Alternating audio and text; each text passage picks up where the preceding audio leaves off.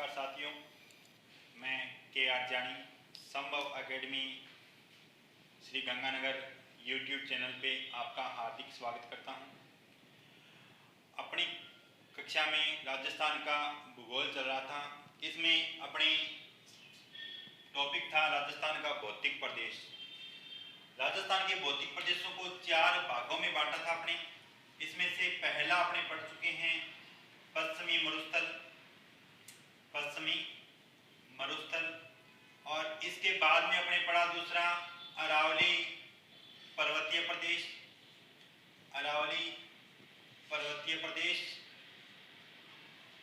आज जो अपने पढ़ना है वो है पूर्वी मैदानी प्रदेश। यानी 2 भौतिक प्रदेश अपने कंप्लीट हो चुके हैं, पश्चिमी मरुस्थल और अरावली पर्वतीय प्रदेश। ठीक है। तीसरा जो अपना रहता है वो है पूर्वी मैदानी प्रदेश। इसकी चर्चा आज अपने करेंगे।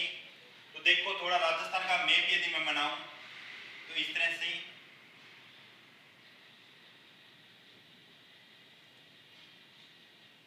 ये अपने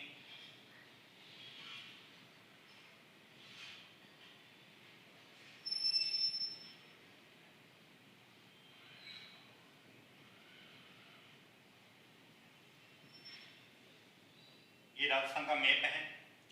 और देखो, ये जो प्रदेश था इस तरह से, ये था पश्चिमी मरुस्थल। ठीक है। इसके बाद अपने पढ़ा ये जो प्रदेश था ये था अरावली पर्वतीय प्रदेश। ठीक है। तीसरा जो अपना रहता है जो इस भाग में है, ये जो भाग है ये है पूर्वी मैदानी प्रदेश। ठीक है, पूर्वी मैदानी प्रदेश। इसकी चर्चा करते हैं। तो देखो, सबसे पहले इसकी बात करते हैं कि इसकी उत्पत्ति किस काल में हुई। तो ये काल रहता है चतुर्थक महाकल्प। कौन सा? चतुर्थक महाकल्प। यानी अपने जब भौगोलिक समय सारणी को पढ़ते हैं तो उसमें चौथा जो महाकल्प आता है जिसे नियोजोइक महाकल्प बोलते हैं। नियोजोइक महाकल्प। इसके अंदर 2 काल आते हैं। एक रहता है प्लेस्टोसीन 10,000 साल पूर्व जो काल था उसे प्लेस्टोसीन कहा जाता है। और दूसरा जो रहता है वो रहता है होलोसीन जो वर्तमान में चल रहा है। यानी पूर्वी जो मैदानी प्रदेश है इसकी जो उत्पत्ति मानी जाती है वो इस प्लेस्टोसीन काल में मानी जाती है। प्लेस्टोसीन काल। आपसे यदि महाकल्प पूछा जाए तो नियोजोइक एरा के नाम से जानते हैं इसे। चतुर्थक महाकल्प, इस काल में इस पूर्वी मैदानी प्रदेश की उत्पत्ति हुई थी। ठीक है। अब अपना रहता है भी जो पूर्वी मैदानी प्रदेश है ये वर्ल्ड के अकॉर्डिंग किसका हिस्सा माना जाता है। अगर मैं वर्ल्ड के मैप की बात करूं तो इसके अकॉर्डिंग किसका हिस्सा माना जाता है, तो ये माना जाता है तैतीस सागर का हिस्सा। 4 भौतिक प्रदेश हैं राजस्थान के। दोबारा बता देता हूं, पश्चिमी मरुस्थल ये भी 33 सागर का हिस्सा है। अरावली पर्वतमाला गोंडवाना लैंड का हिस्सा है। और पूर्वी जो मैदानी प्रदेश है ये जो भाग रहता है ये भी 33 सागर का अवशेष है। और दक्षिणी पूर्वी हाड़ौती जो पठार है वो गोंडवाना लैंड का हिस्सा माना जाता है। ठीक है। इसकी चर्चा अपने पहली क्लास में कर चुके हैं। 33 जो भू संस्कृति थी ये कोबर ने बताई थी। और कोबर का जो सिद्धांत था उसके अकॉर्डिंग इन मैदानों की या पर्वतों का निर्माण होता है। यदि अपने भारत की बात करें, भारत में जो पूर्वी मैदानी प्रदेश है ये किस भौतिक प्रदेश का हिस्सा माना जाता है, तो भारत का मैप यदि अपने देखते हैं इस तरह से है। ये अपने भारत का मैप है।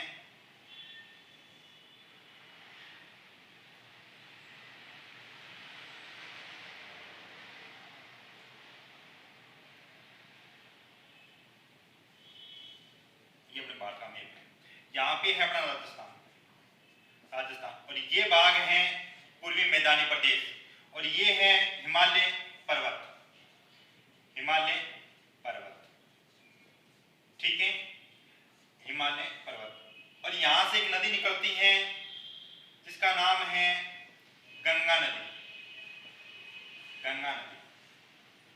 और इसी भाग से नदी निकलती है इस तरह से, इसका नाम है यमुना नदी, यमुना नदी। और इसके दक्षिण में जो भाग पड़ता है ये कहा जाता है, ये जो पूरा पार्ट है उत्तर का मैदान, उत्तर का मैदान,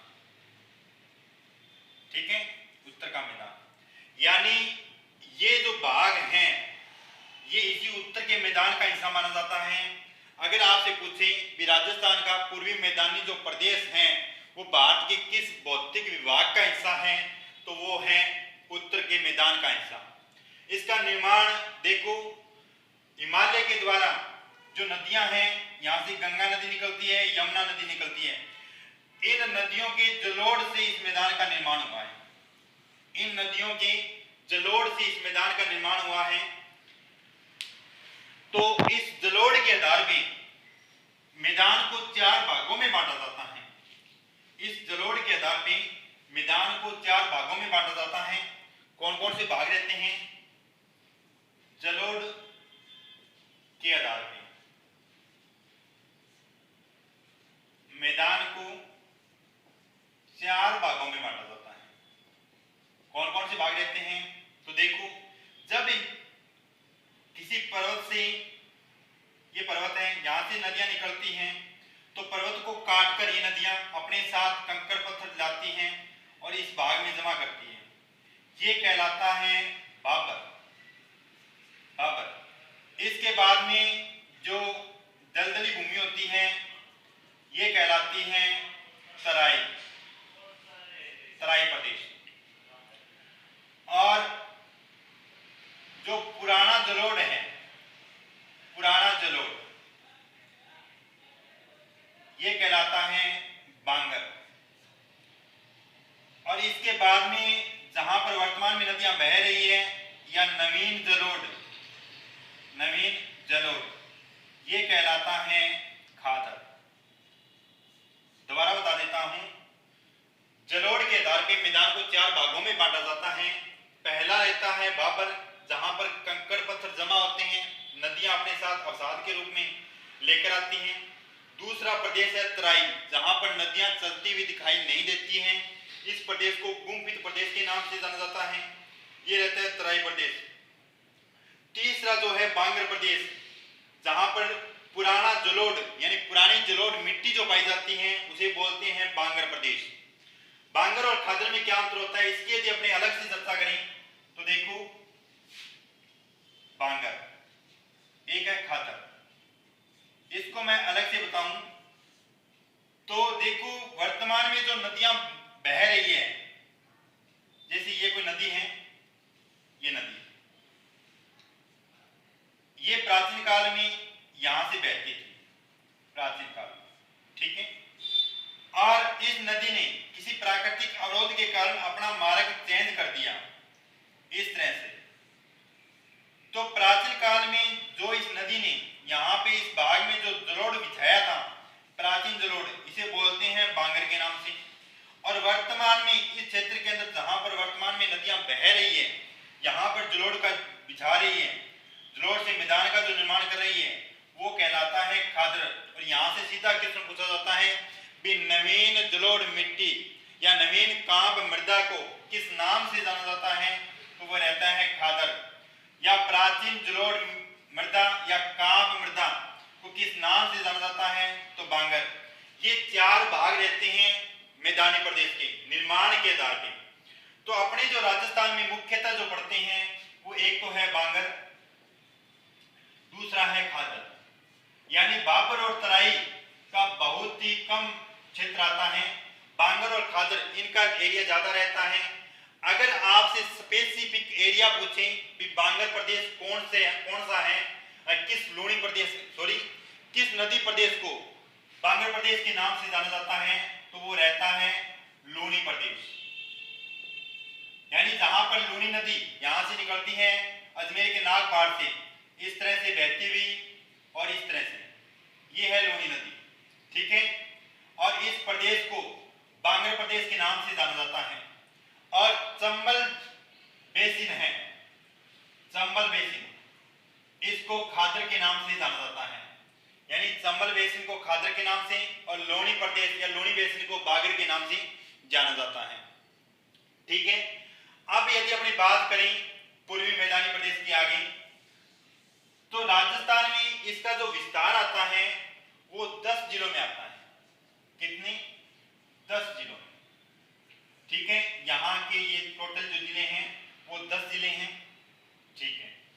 और राजस्थान का जो क्षेत्रफल है उसके अकॉर्डिंग यदि पूर्वी मैदान का क्षेत्रफल देखें तो ये क्षेत्रफल है 23.3%, 23.3% क्षेत्रफल। और यहाँ पे जनसंख्या जो निवास करती है वो करती है 39%, लगभग 40% जनसंख्या निवास करती है, जनसंख्या। यानी ये जो प्रदेश हैं ये सर्वाधिक जनघनत्व, और क्वेश्चन पूछा जाता है कि राजस्थान का कौन सा भौतिक प्रदेश है जो सर्वाधिक जनघनत्व रखता है, तो है पूर्वी मैदानी प्रदेश, ठीक है। इसकी बात होगी। अब आगे अपनी बात करते हैं जलोढ़ को लेके भी। जो मैदानों का निर्माण होता है वो नदियों के द्वारा लाए गए जलोढ़ से होता है। अपने उत्तर के मैदान की बात की है तो गंगा यमुना का जो जलोढ़ है उनसे इसका निर्माण हुआ है।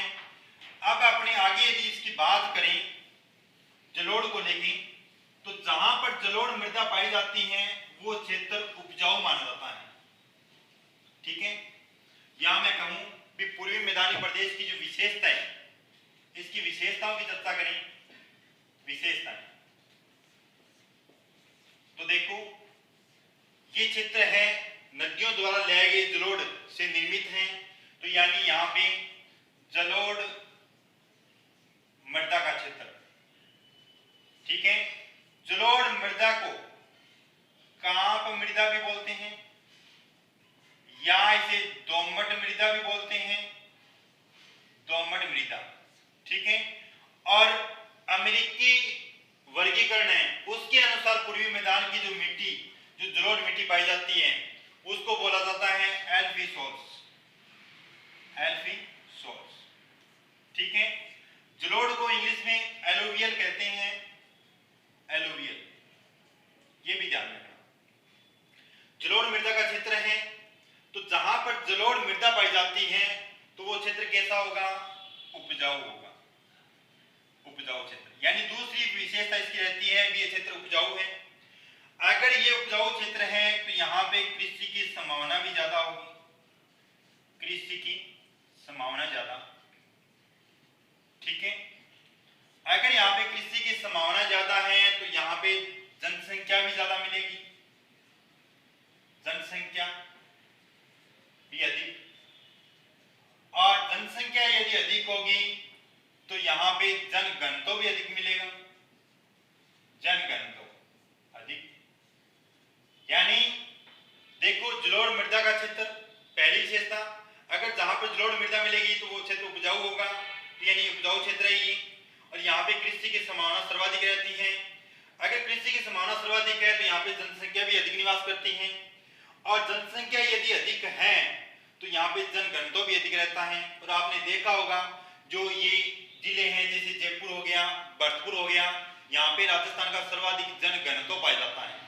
और ऐसे क्वेश्चन पूछे जाते हैं कि जनगणना 2011 के अकॉर्डिंग राजस्थान का सर्वाधिक जनघनत्व वाला जिला कौन सा है, तो जयपुर है, जिसका 595 जनघनत्व पाया जाता है, ठीक है। अब यदि बात करें, एक शब्द रहता है अन्न का कटोरा, अन्न का कटोरा, और दूसरा रहता है खदान का कटोरा, कटोरा। तो देखो अन्न का कटोरा तो कहा जाता है गंगानगर को, अन्न का कटोरा है श्री गंगानगर, और जो खदान का कटोरा है ये बोलते हैं पूर्वी प्रदेश को, पूर्वी प्रदेश को, ठीक है। खदान का कटोरा कहा जाता है क्योंकि यहाँ पे उपजाऊ भूमि है, कृषि की संभावना ज्यादा है, तो यहाँ पे खाद्यान्न सर्वाधिक उत्पादित किया जाता है। अब इस प्रदेश में सिंचाई के साधन क्या रहते हैं, इसकी यदि अपनी चर्चा करें कि सिंचाई के साधन, तो देखो आपने देखा होगा जलोढ़ मृदा जो पाई जाती है इसकी जल धारण क्षमता सर्वाधिक होती है। क्यों होती है? भी इसके जो कण हैं वो संगठित होते हैं और बारीक कण होते हैं। ऐसी मृदा जो है वो हमेशा जल धारण क्षमता ज्यादा रखती है। इसी के आधार पे इसमें भूगर्भ के अंदर भरपूर जल पाया जाता है। तो यहाँ पे जो सिंचाई के साधन रहते हैं वो रहते हैं कुएं एवं नलकूप, कुएं एवं नलकूप। और इनको लेके क्वेश्चन पूछा जाता है कि राजस्थान में कुएं और नलकूप से सर्वाधिक सिंचाई किस जिले में होती है, तो वो जिला रहता है जयपुर। सर्वाधिक सिंचाई किस जिले में होती है, तो जिला है जयपुर। अगर आपसे पूछें कि तालाबों से सर्वाधिक सिंचाई किस जिले में होती है, तो वो जिला रहता है भीलवाड़ा। तालाबों से सर्वाधिक सिंचाई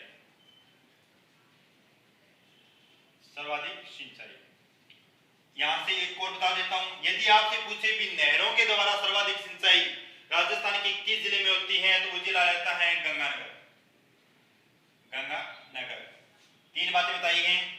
कुएं नलकूपों से सर्वाधिक सिंचाई जयपुर में होती है, तालाबों के द्वारा सर्वाधिक सिंचाई भीलवाड़ा में होती है, और नहरों के द्वारा सर्वाधिक सिंचाई गंगानगर में होती है।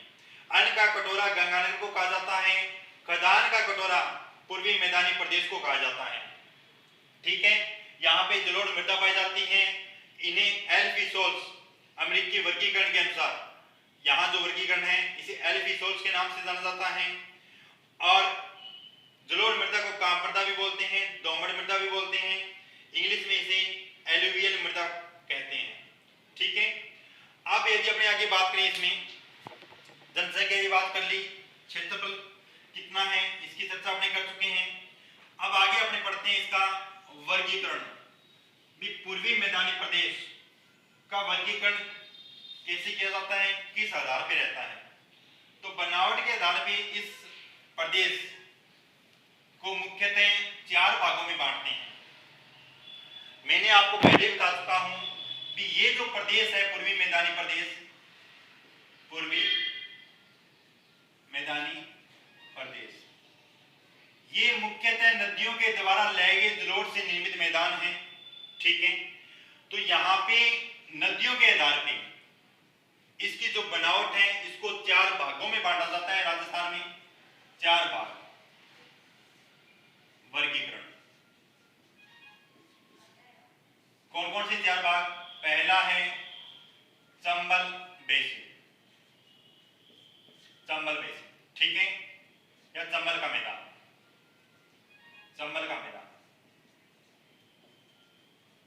दूसरा है बनास का मैदान,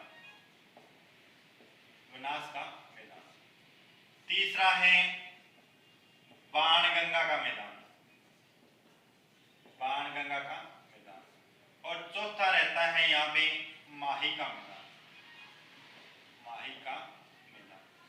ठीक है, बनावट के आधार पे इस पूर्वी मैदानी प्रदेश जो नदियों के द्वारा निर्मित है इसको 4 भागों में बांटा जाता है।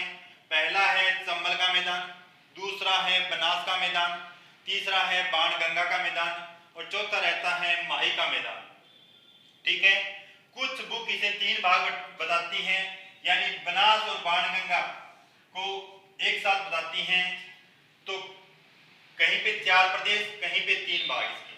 ठीक है, अपना जो क्वेश्चन रहता है, पहला क्वेश्चन ये रहता है कि निम्नलिखित में से पूर्वी मैदानी प्रदेश का भाग नहीं है, तो कौन कौन से भाग हैं? इसके 4 भाग रहते हैं, इनको अपने को ध्यान में रखना है। ठीक है, अब अपनी बात करते हैं एक एक प्रदेश की। पहला है चंबल का मैदान। तो देखो चंबल का मैदान, इसकी यदि मैं चर्चा करूं तो चंबल नदी का जो क्षेत्र है, राजस्थान की मैप की तरफ अपने देखते हैं तो देखो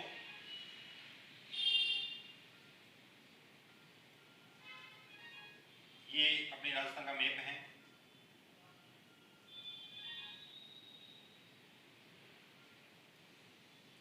इस तरह से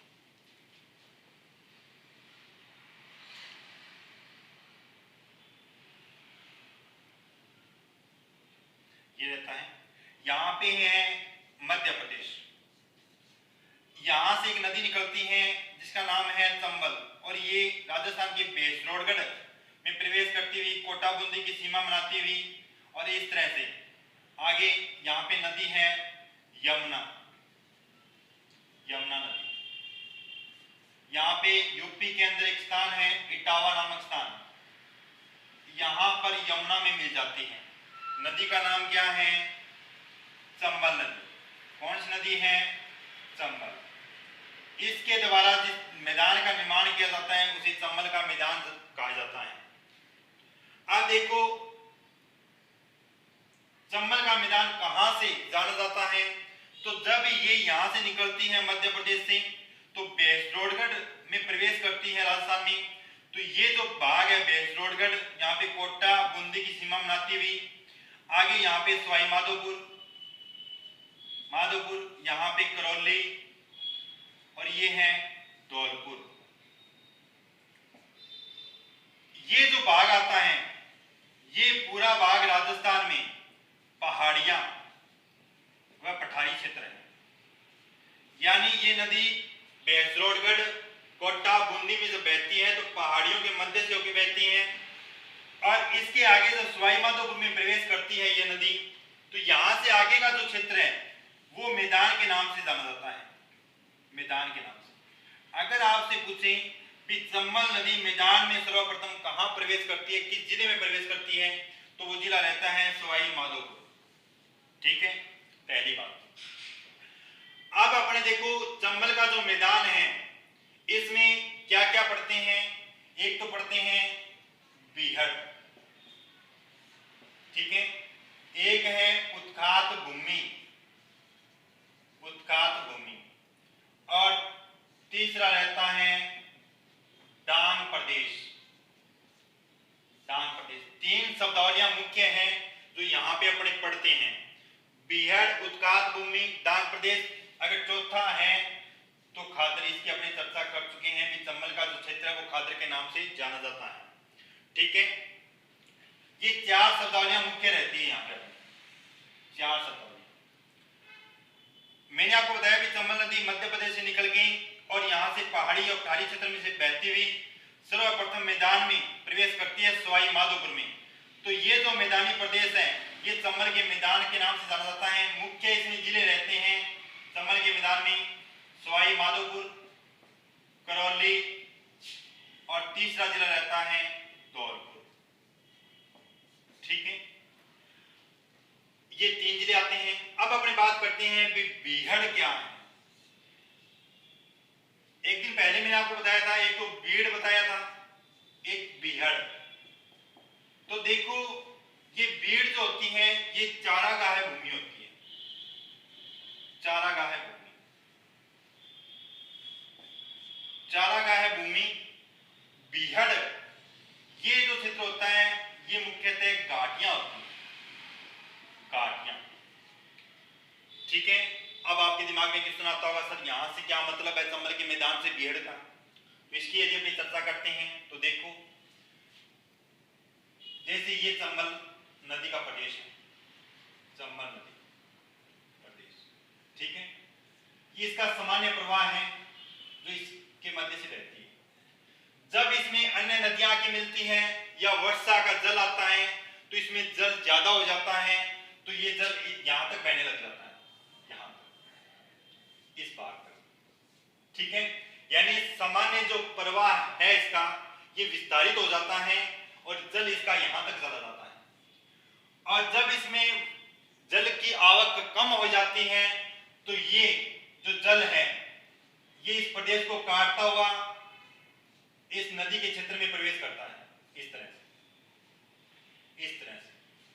तो ये जो है जब काटता है, काटकर इस भाग में प्रवेश करता है, यानी इसके जो किनारे हैं उसको काटता हुआ अपने साथ मिट्टी का अपरदन करता है, तो तो ये जाना जाता है अवनालिका के नाम से, अवनालिका अपर या गली अपर, गोली इरोजन, ठीक है, अवनालिका अपर्दन। और क्वेश्चन पूछा जाता है कि विश्व में सर्वाधिक अवनालिका अपर्दन करने वाली नदी कौन सी है, तो वो है चंबल नदी, ठीक है। आप देखो इस तरह से ये भाग नीचा हो जाता है और बीच वाला भाग ये ऊपर उठा हुआ, ये यानी इस तरह से स्थलाकृति का निर्माण हो जाता है, इस तरह से, ठीक है। तो जो ये ऊपर वाला भाग है ये तो कहलाता है डांग, डांग, और ये जो नीचे वाला भाग है ये घाटी के रूप में ये कहलाता है बिहड़, ठीक है। कहीं कहीं पर ये घाटी कम गहरी होती है यानी खड्डे का रूप होती है, तो उसे कहा जाता है खादर, यानी खड्डा, ये कहलाता है खादर। बात आई समझ में? डांग, बिहड़, खादर, अवनालिका अपर्दन, 4 शब्दावलियां हैं, इसको ध्यान में रखना। और ये जो उबड़ खाबड़ जगह है, ऊंच नीच जगह है, इसे ही कहा जाता है उत्खात भूमि, बैडलैंड टोपोग्राफी, बैडलैंड टोपोग्राफी। बात आई समझ में? यानी उबड़ खाबड़ जगह है, इसे उत्खात भूमि के नाम से जाना जाता है। इसका ऊपरी भाग डांग के नाम से जाना जाता है, नीचे जो घाटी बनी हुई है ये बिहड़ के नाम से जानी जाती है, और इसका जो खड्डानुमा भाग है यानी जो कम गहरा है वो जाना जाता है खादर के नाम से। बात आई समझ में? अब आगे अपने इसकी चर्चा करते हैं। देखो, तो जो सवाई माधोपुर, करौली, धौलपुर, ये जो संपूर्ण जिले हैं जहां से ये चंबल नदी बहती है, इस पूरे प्रदेश को इस अवनालिका अपर्दन के आधार पे डांग प्रदेश के नाम से जाना जाता है। डांग प्रदेश कौन कौन से जिले आते हैं? सवाई माधोपुर, करौली और धौलपुर। यहां से अपना क्वेश्चन रहता है भी डांग की रानी किसे कहते हैं, तो डांग की रानी है करौली, डांग की। दूसरा क्वेश्चन रहता है कि डांग का राजा किसे कहते हैं? जब रानी का नाम आया तो राजा का भी नाम होगा, तो डांग का राजा है धौलपुर, डांग का राजा, ठीक है। ये क्वेश्चन पूछे जाते हैं।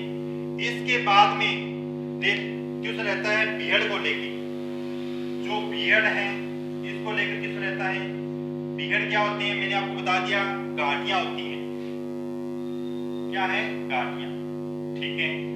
आप देखो सर्वाधिक बिहड़ राजस्थान में, यहां से 2 तरह से क्वेश्चन बढ़ते हैं। एक तो क्षेत्रफल के अनुसार पूछा जाता है, क्षेत्रफल के अनुसार, और दूसरा पूछा जाता है प्रतिशत के आधार पे, प्रतिशत के आधार पे।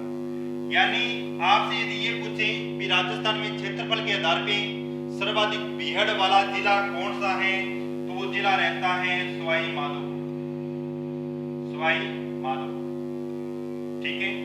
अगर आपसे ये पूछे कि प्रतिशत के आधार पे सर्वाधिक बिहड़ वाला जिला कौन सा है, तो वो जिला रहता है धौलपुर। बात आई समझ में? बिहड़ क्षेत्रफल के अनुसार सवाई माधोपुर में और प्रतिशत के आधार पे धौलपुर में, ठीक है। आप देखो जो ये बिहड़ प्रदेश है ये डांग प्रदेश है, ठीक है। इस डांग प्रदेश को एक अन्य नाम से भी जाना जाता है दस्यु प्रदेश के नाम से, दस्यु प्रदेश के नाम से, क्योंकि इस क्षेत्र के अंदर जो घाटियां पाई जाती हैं इनको चोरों की शरणस्थली कहा जाता है, डाकुओं की शरणस्थली कहा जाता है। इसी के आधार पे इसको दस्यु प्रदेश के नाम से भी जाना जाता है। क्या है? डाकुओं की शरणस्थली, डाकुओं की शरणस्थली। और इस डाकुओं की रुकावट के लिए, ठीक है, इन्हें समाज से जोड़ने के लिए यहाँ पे इस डांग प्रदेश के अंदर एक कार्यक्रम भी चलाया जा रहा है, जो कार्यक्रम है डांग क्षेत्र विकास कार्यक्रम, डांग क्षेत्र विकास कार्यक्रम। ये पूर्णतः केंद्र के द्वारा चलाया जा रहा है, केंद्र द्वारा, यानी 100% हिस्सा इसमें केंद्र का है। राजस्थान के 8 जिलों में चलाया जा रहा है। कोटा संभाग के इसमें 4 जिले आते हैं और भरतपुर संभाग के इसमें 4 जिले आते हैं। ठीक है। डांग क्षेत्र विकास कार्यक्रम कब चलाया गया? इसे 2005-06 में, पहले देखो 1993-95 में चलाया गया था, पुनः इसकी शुरुआत 2005-06 में की गई। डांग क्षेत्र विकास कार्यक्रम केंद्र द्वारा प्रवर्तित है, 100% केंद्र का हिस्सा है। राजस्थान के 8 जिलों में चलाया जा रहा है। 4 जिले कोटा संभाग के रहते हैं और 4 जिले भरतपुर संभाग के रहते हैं।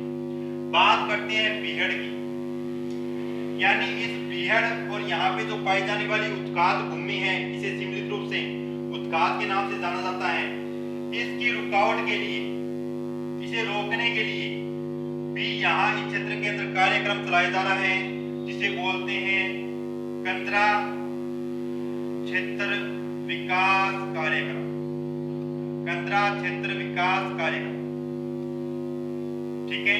ये कार्यक्रम चलाया गया था 1989 के अंदर।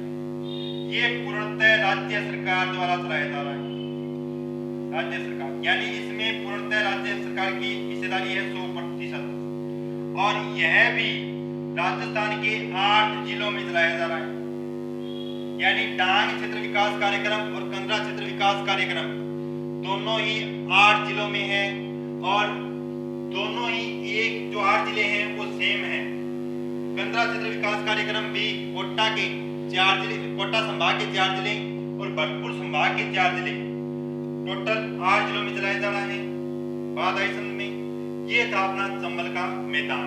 दोबारा बता देता हूँ, चंबल का मैदान, चंबल का मैदान, यहाँ पे अवनालिका अपर्दन सर्वाधिक होता है और क्वेश्चन पूछा जाता है विश्व में सर्वाधिक अवनालिका अपर्दन कहाँ होता है? तो चंबल मैदान में होता है, ठीक है। और अवनालिका अपर्दन के द्वारा यहाँ पे ऊपर खापड़ भूमि का जो निर्माण होता है उसे बोलते हैं उत्खाद भूमि। और उत्खाद भूमि के ऊपरी क्षेत्र को कहा जाता है डांग, और जो घाटियों का रूप होता है उसे बोलते हैं बीहड़, ठीक है। और एक बीड़ शब्दावली बताई थी मैंने, यानी चारागाह जो भूमि होती है उसे बीड़ कहते हैं। और इसी भाग के अंदर जो खड्डानुमा भाग होता है उसे बोलते हैं खादर। ये मैं पहले बता चुका हूँ कि सर्वाधिक जो खादर है वो इसी चंबल के मैदान में पाया जाता है, चंबल बेसिन के अंदर है, ठीक है। अब इस डांग प्रदेश जो है, डांग क्षेत्र है, इसे ही दस्यु प्रदेश के नाम से जाना जाता है, क्योंकि इसे डाकुओं की शरण स्थली कहा जाता है। और इन डाकुओं को समाज से जोड़ने के लिए, सामाजिक परंपरा से जोड़ने के लिए यहाँ पे कार्यक्रम चलाया जा रहा है, डांग क्षेत्र विकास कार्यक्रम, जो 2005-06 में चलाया गया था। राजस्थान के 8 जिलों में चलाया जा रहा है। ये कोटा संभाग के 4 जिले हैं और भरतपुर संभाग के 4 जिले हैं। इसी क्षेत्र के अंदर जो बीहड़ है, इनको रोकने के लिए कार्यक्रम चलाया जा रहा है, कंदरा क्षेत्र विकास कार्यक्रम। ये 1989 में चलाया गया। ये राज्य सरकार के द्वारा 100% इसकी हिस्सेदारी है और यह भी राजस्थान के 8 जिलों में चलाया जा रहा है, ठीक है। ये था अपना चंबल का मैदान। बाकी जो अपना बनास का मैदान, बाणगंगा का मैदान, माही का मैदान कल की क्लास में करेंगे। आप हमारे संभव एकेडमी श्री गंगानगर के YouTube चैनल को सब्सक्राइब करें, लाइक करें और शेयर करें। Thank you.